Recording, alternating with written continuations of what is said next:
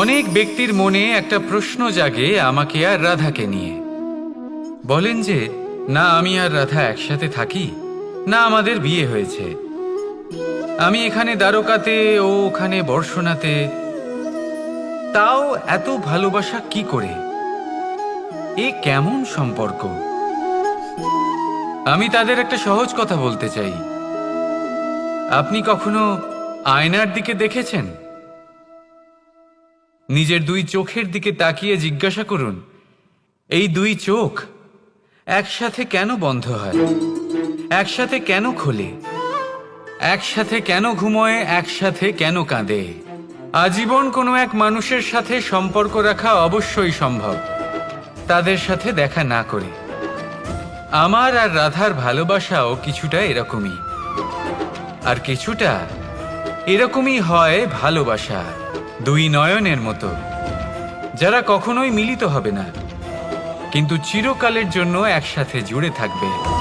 এই অনুভূতি নিঃস্বার্থ হয়, আর এই নিঃস্বার্থ ভালোবাসা আপনাকে আনন্দের পথে অগ্রসর করে। জীবনে সবসময় নিঃস্বার্থভাবে ভালোবাসুন,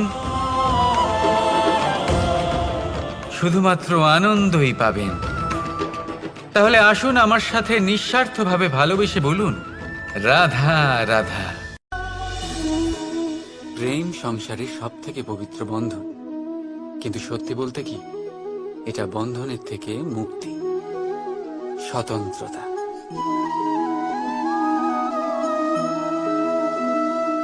বুঝলেন না? বোঝাচ্ছি বোঝাচ্ছি। যদি কেউ আপনার প্রেম অস্বীকার করে, যদি কেউ আপনার প্রেম বুঝতেই না পারে, তাহলে কি হবে? কেউ উদাস হয়ে যাবে, কেউ কেউ ছলনা করে প্রেম পেতে চাইবে, আর কেউ বল প্রয়োগ করে প্রেমের ওপর অধিকার ফলাতে চাইবে। কিন্তু এটা আবশ্যক নয় যাকে আপনি ভালোবাসবেন সেও আপনাকে ভালোবাসবে, কারণ প্রেম কোনো বস্তু নয়, না রাজ্য, না ধন যেটা আপনি বল প্রয়োগ করে নিজের বশে আনবেন। প্রেম হলো সেই শক্তি যেটা আপনার সমস্ত বন্ধন খুলে দিতে পারে, কিন্তু নিজে কোনো বন্ধনে আটকা পড়ে না।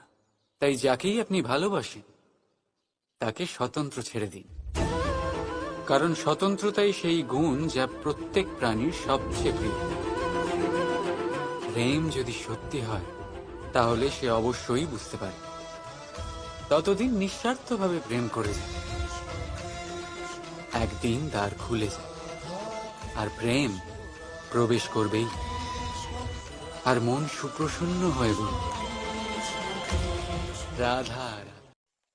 কখনো কখনো আপনার মনে এই প্রশ্ন নিশ্চয়ই আসে যে এই প্রেম কি, কিভাবে বোঝা যায় এই প্রেম? উত্তর বড়ই সহজ। যতক্ষণ না আপনি প্রেম করবেন ততক্ষণ আপনি প্রেম বুঝতেই পারবেন না। যদি রত্ন হয়ে মুকুটে সজ্জিত থাকতে হয়, তাহলে হীরেকে কাটার কষ্ট অবশ্যই সহ্য করতে হবে। প্রেমের সঠিক অর্থ বুঝতে গেলে মোহকে ত্যাগ করে আত্মসমর্পণ করতেই হবে। যে প্রেম কাউকে পাওয়ার জন্য করা হয় সেই প্রেম প্রেম নয়, তা মোহ। তাই আত্মসমর্পণ করুন, নিজেকে, নিজের অহংকারকে, নিজের অস্তিত্বকে, মোহকে, আর দেখবেন আপনার প্রেম স্বয়ং আপনার সাথে থাকবে। রাধা রাধা। আমরা সকলেই মনে করি যে আমাদের জীবনে কখনো কখনো কোনো না কোনো স্থানে প্রেম হয়েই থাকে। সেটা মাতা পিতার আর সন্তানের প্রেম হোক, জ্ঞানীর জ্ঞানের সাথে হোক, কোনো শিল্পীর নিজের শিল্পের সাথে হোক, ইত্যাদি ইত্যাদি।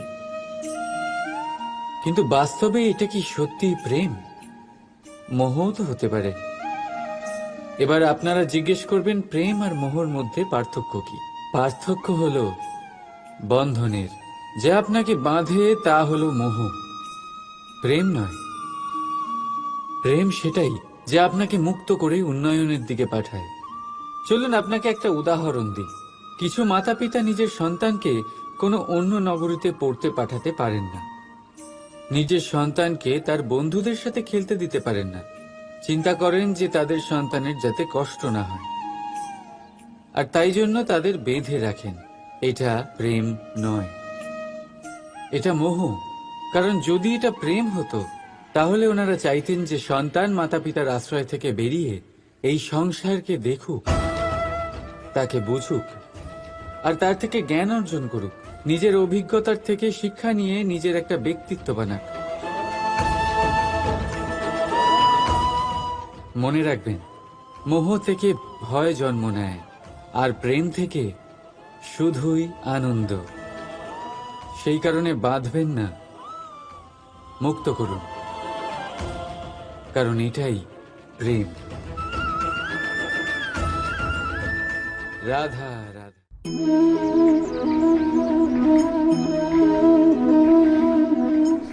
এই কলসিটা দেখছেন আপনারা, এতে জল রাখা হয়।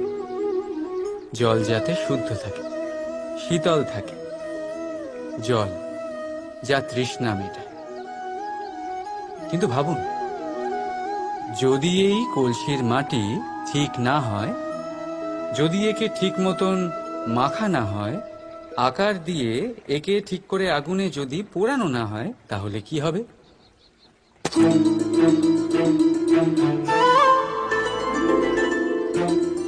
মনের সাথে ঠিক এটাই হয়।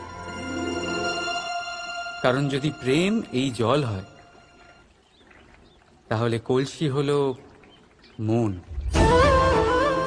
মন রূপী পাত্রে যদি বিশ্বাসের মাটি না থাকে, যদি সেই মাটি অশ্রুতে না ভেজানো হয়, সময়রূপী কুমোর যদি তাকে আকার না দিয়ে থাকে, আর চরম পরীক্ষার আগুনে তা পোড়ানো না হয়, তাহলে প্রেম মনে থাকতে পারে না।